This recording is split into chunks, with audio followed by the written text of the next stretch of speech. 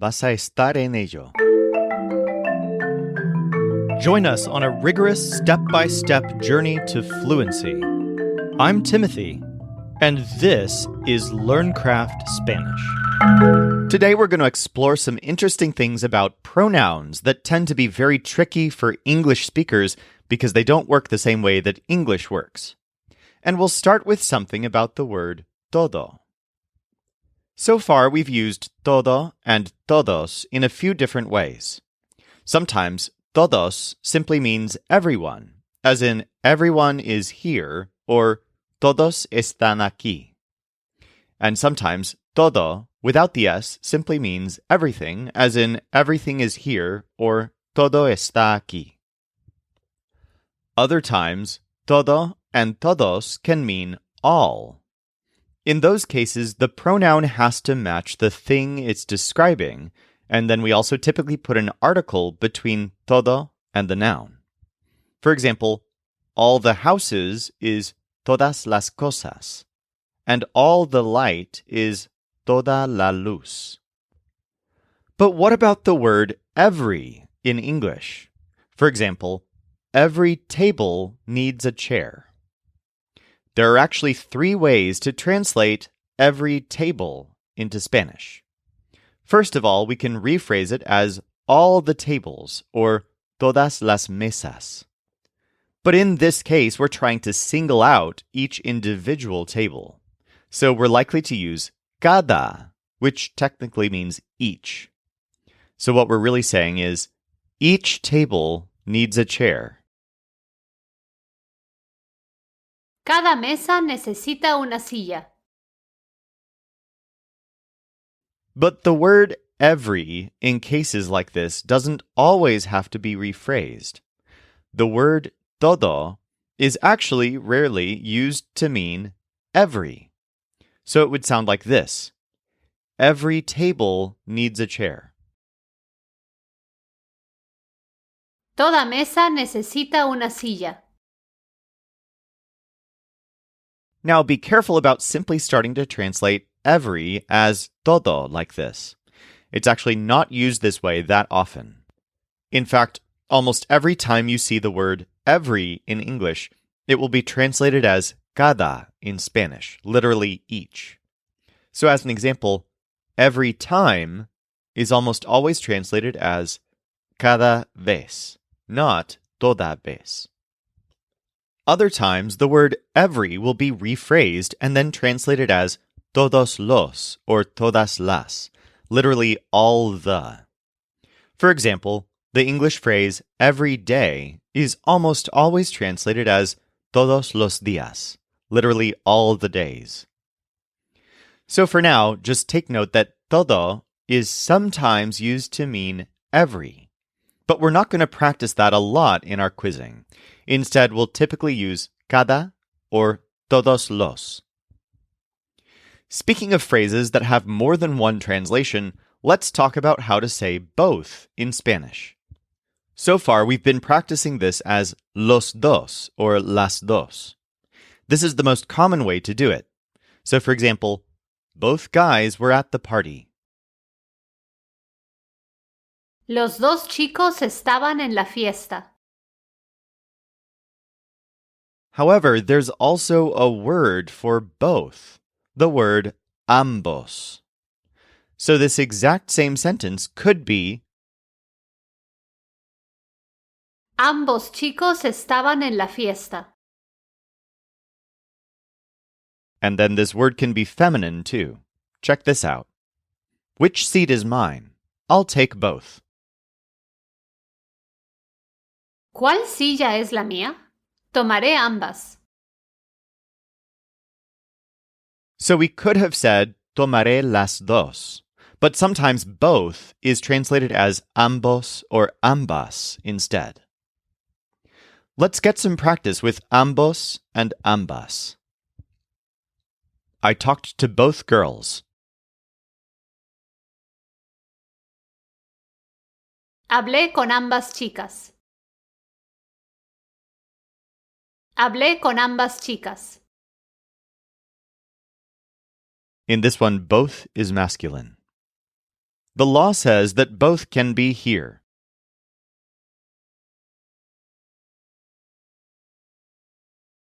La ley dice que ambos pueden estar aquí. La ley dice que ambos pueden estar aquí. She doesn't want me to stay with both women.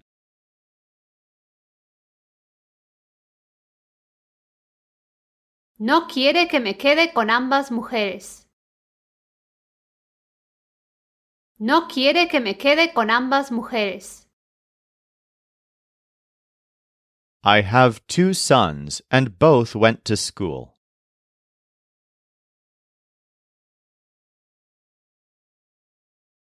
Tengo 2 hijos, y ambos fueron a la escuela.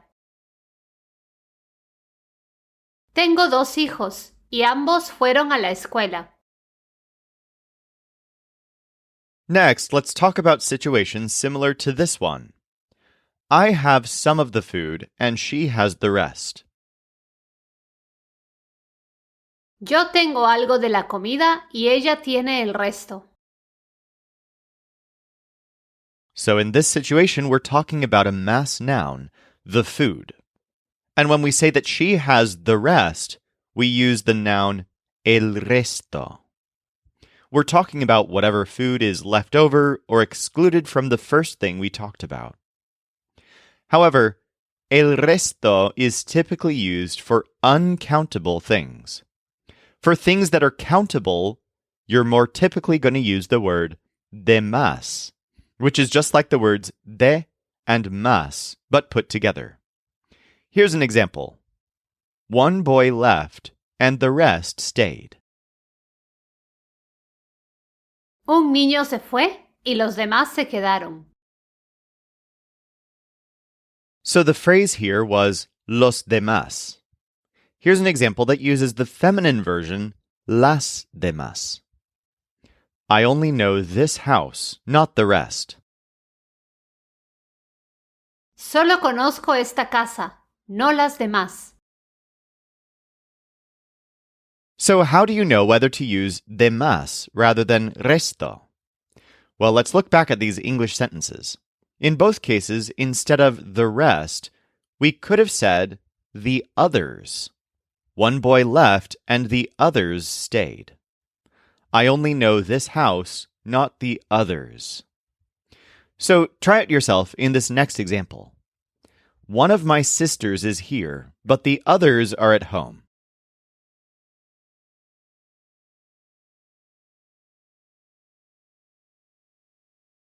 Una de mis hermanas está aquí, pero las demás están en casa. Una de mis hermanas está aquí, pero las demás están en casa.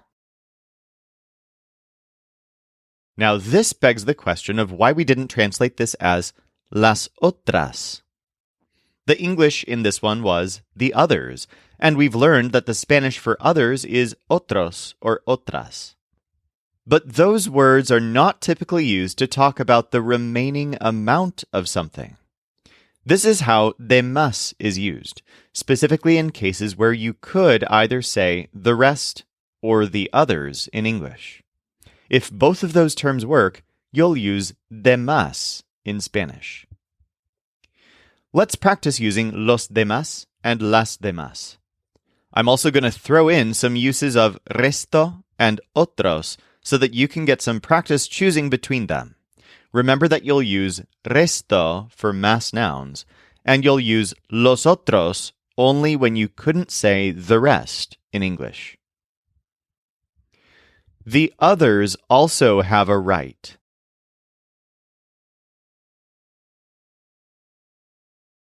Los demás también tienen derecho.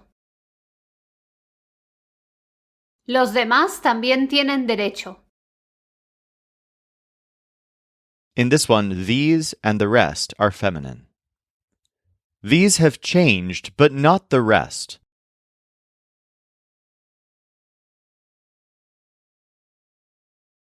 Estas han cambiado, pero las demás no. Estas han cambiado, pero las demás no. You can have these things, but not the rest.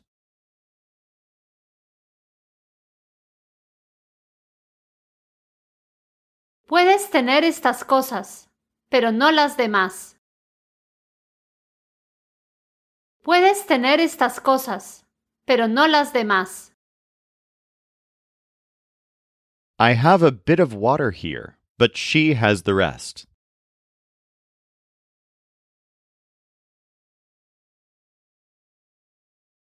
Tengo un poco de agua aquí, pero ella tiene el resto. Tengo un poco de agua aquí, pero ella tiene el resto. These are different from the other ones we saw yesterday.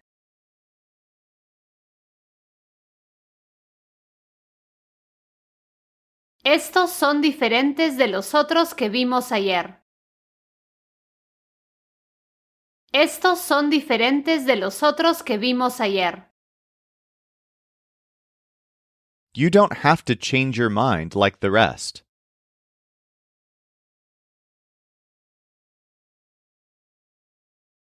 No tienes que cambiar de idea como los demás. No tienes que cambiar de idea como los demás. Our next word is related to the word cualquier. Here's how we've been using that word. Any person could do it. Cualquier persona podría hacerlo. So here we've used it right before a noun as an indefinite adjective. But check out this sentence in English. Any of those people could do it. So, in English, we're saying any of those people. The word any isn't directly attached to a noun, so it's not an adjective. Instead, it's a type of pronoun. And the Spanish word for this is cualquiera, which is just like cualquier, but with an A at the end. So here's the Spanish translation. Cualquiera de esas personas podría hacerlo. This word, cualquiera, doesn't change based on the gender of the noun involved. So here's an example using masculine nouns. I would like to have any of those books. Me gustaría tener cualquiera de esos libros. Notice that in both of these phrases, any of those people, or any of those books, we could replace the word any with whichever. So we could say, whichever of those people, or whichever of those books. In fact, the word whichever is sometimes translated as cualquiera, but specifically when it's not attached to a noun. Here's another example. Which of those houses would you like? Whichever. ¿Cuál de esas casas te gustaría? Cualquiera. Also, note that we won't use cualquiera in a negative situation, such as this one. I don't have any of those books. In this case, we'll use ninguno. No tengo ninguno de esos libros. Let's get some practice with this. Anyone can go. Cualquiera puede ir. Cualquiera puede ir. Which one do you like? Any.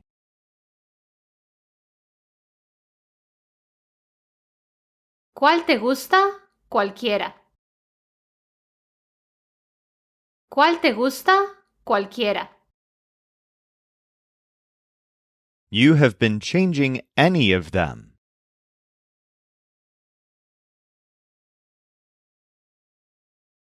Has estado cambiando cualquiera de ellos. Has estado cambiando cualquiera de ellos. Any of them has enough strength for this.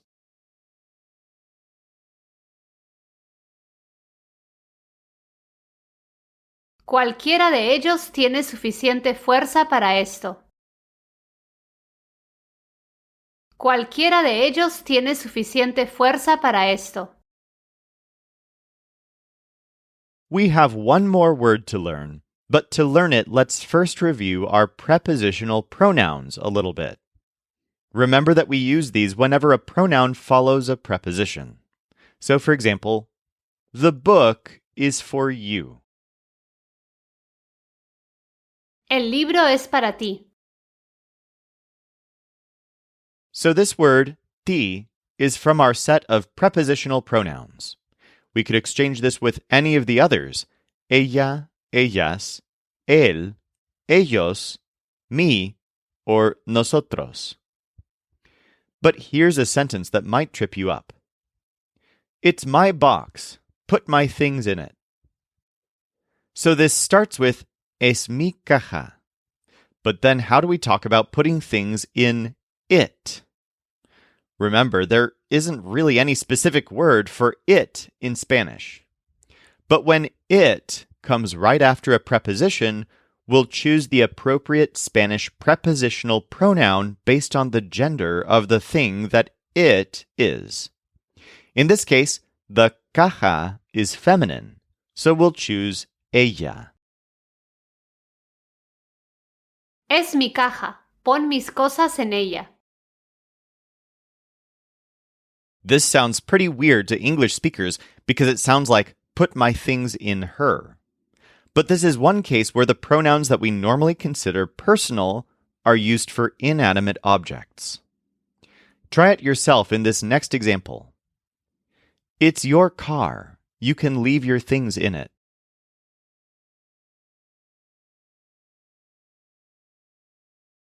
Es tu coche. Puedes dejar tus cosas en él.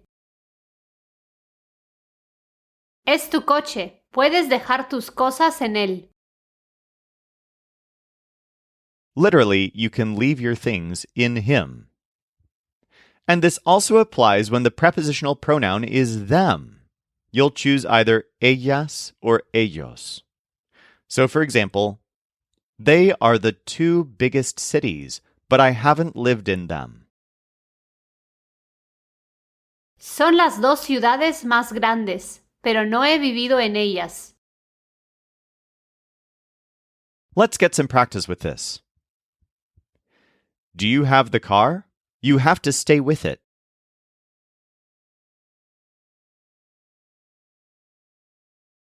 ¿Tienes el auto? Tienes que quedarte con él. ¿Tienes el auto? Tienes que quedarte con él. Which house do you want? I don't want any of them.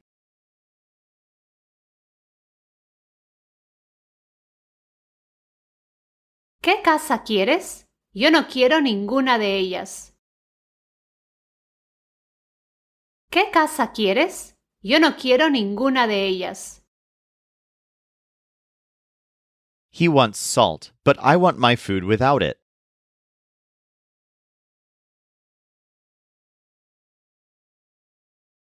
Él quiere sal, pero yo quiero mi comida sin ella. Él quiere sal, pero yo quiero mi comida sin ella. Have you seen the cars? She didn't change the things in them.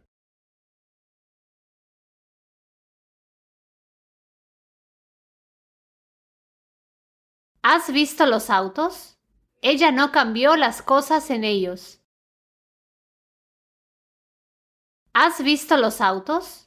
Ella no cambió las cosas en ellos. Okay, so we've been practicing using prepositional pronouns when we know the gender of the noun. But what about this sentence? It's not what I meant to do, but I'm happy with it. So we'll start with no es lo que quise hacer. But how do we say that we're happy with it? The it in this sentence doesn't have a noun specified, so there's no known gender. In this case, we're going to choose a pronoun that doesn't have a gender. There are very few of these, But of course, we learned a couple early on. The words eso and esto don't have a gender. So you can say that and this without a specific gender.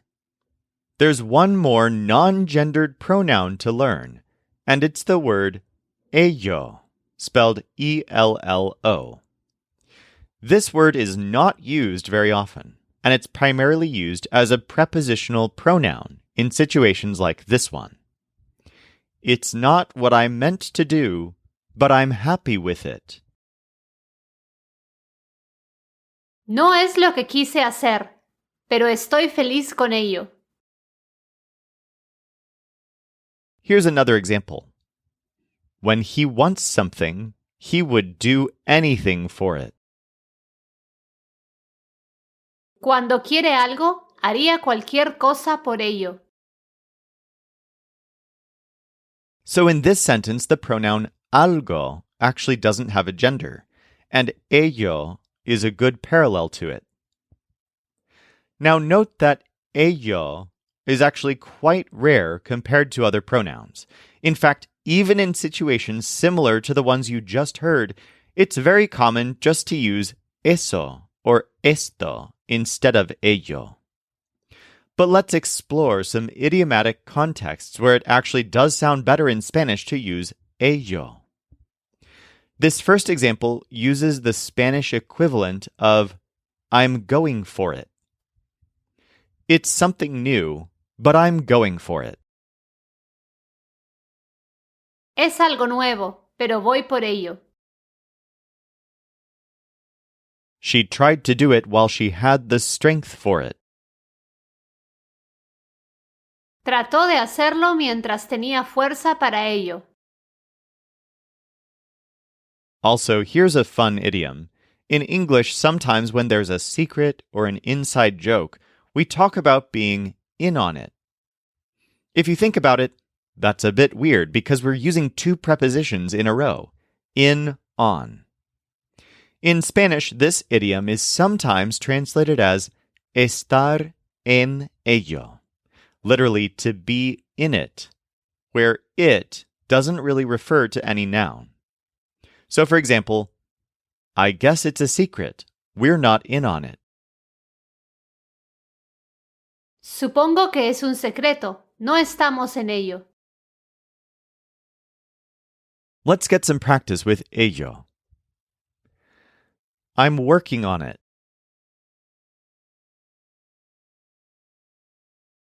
Estoy trabajando en ello.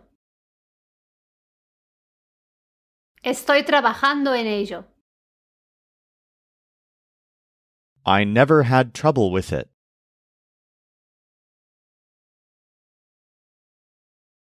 Nunca tuve problemas con ello.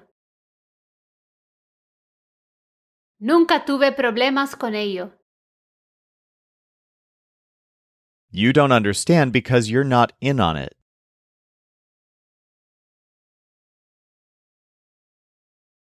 No entiendes porque no estás en ello. No entiendes porque no estás en ello. I wanted to stay, but I couldn't because of it.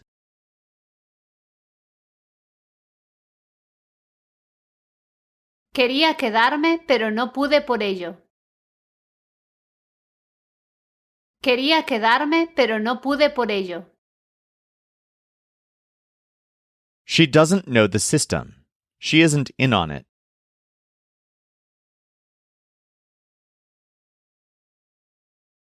No sabe el sistema, no está en ello. No sabe el sistema, no está en ello. For more practice with any of this, feel free to dig deeper at lcspodcast.com/198.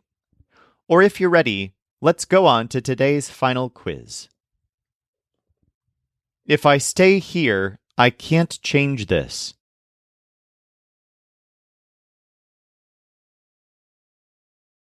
Si me quedo aquí, no puedo cambiar esto.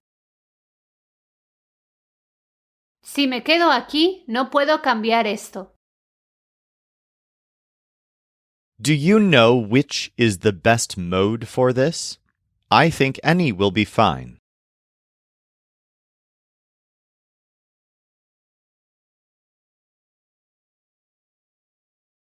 ¿Sabes cuál es el mejor modo para esto? Creo que cualquiera estará bien. ¿Sabes cuál es el mejor modo para esto? Creo que cualquiera estará bien. We don't know what it is, but she stayed with it.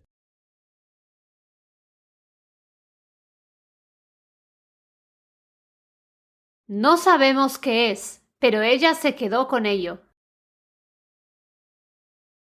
No sabemos qué es, pero ella se quedó con ello. Both men asked you to be in silence.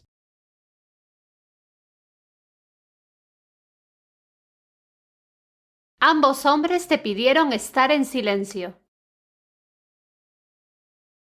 Ambos hombres te pidieron estar en silencio. I don't want there to be food left, so both have to help.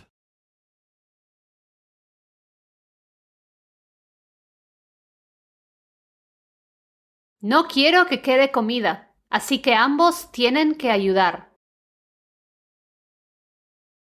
No quiero que quede comida, así que ambos tienen que ayudar. Do you see that door?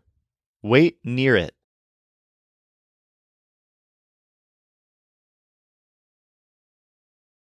¿Ves esa puerta? Espera cerca de ella. ¿Ves esa puerta? Espera cerca de ella. It's the cars. We are staying near them.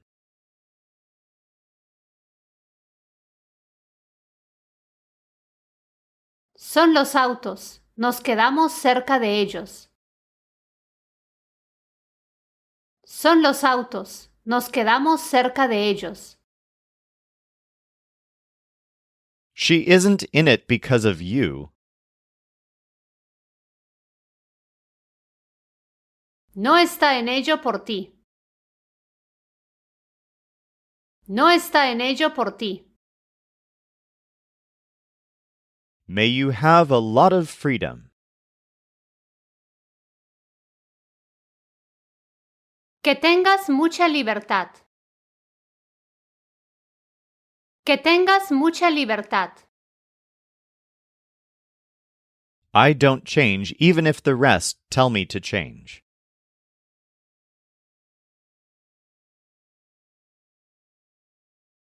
No cambio aunque los demás me digan que cambie. No cambio aunque los demás me digan que cambie. Both things are good, calm and freedom.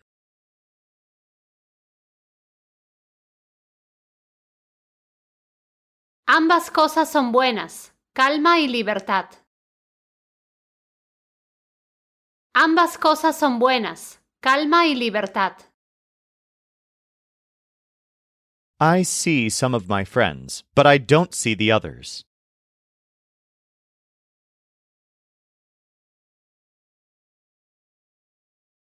Veo a algunos de mis amigos, pero no veo a los demás.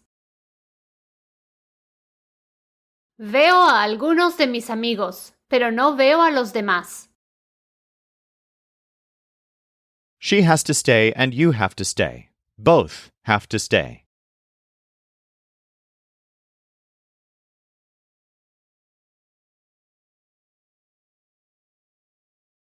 Ella tiene que quedarse y tú tienes que quedarte.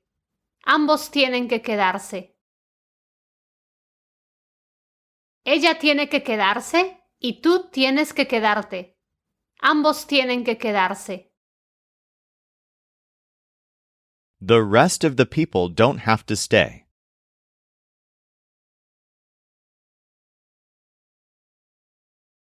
Las demás personas no tienen que quedarse. Las demás personas no tienen que quedarse. If she changes this, We stay.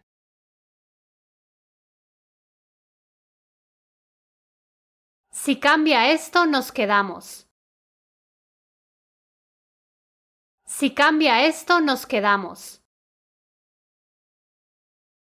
I think the rest of the things will be a hazard.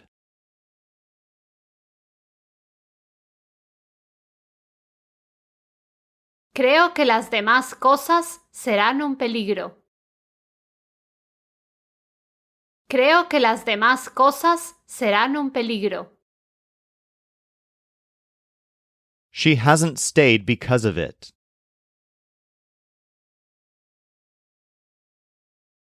No se ha quedado por ello. No se ha quedado por ello. Stay and change this. Quédate y cambia esto. Quédate y cambia esto. Have you seen this program? I had never heard of it.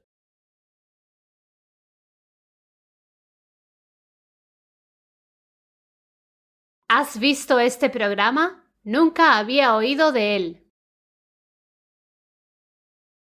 ¿Has visto este programa? Nunca había oído de él. She's in it for the food, not for the service.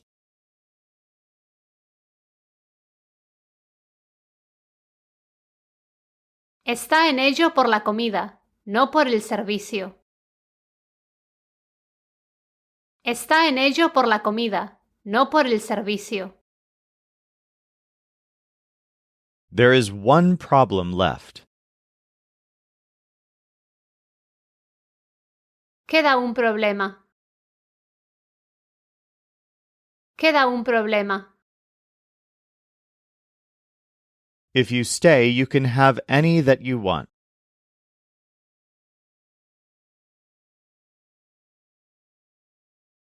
Si te quedas, puedes tener cualquiera que quieras. Si te quedas, puedes tener cualquiera que quieras. There are 3 left, and they don't change them.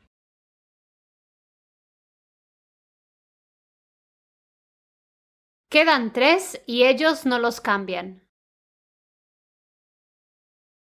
Quedan 3 y ellos no los cambian. For more practice with all of this, go to lcspodcast.com/198. In tomorrow's episode, we'll learn some fun new physical nouns, including the words for camera, letter, and gift.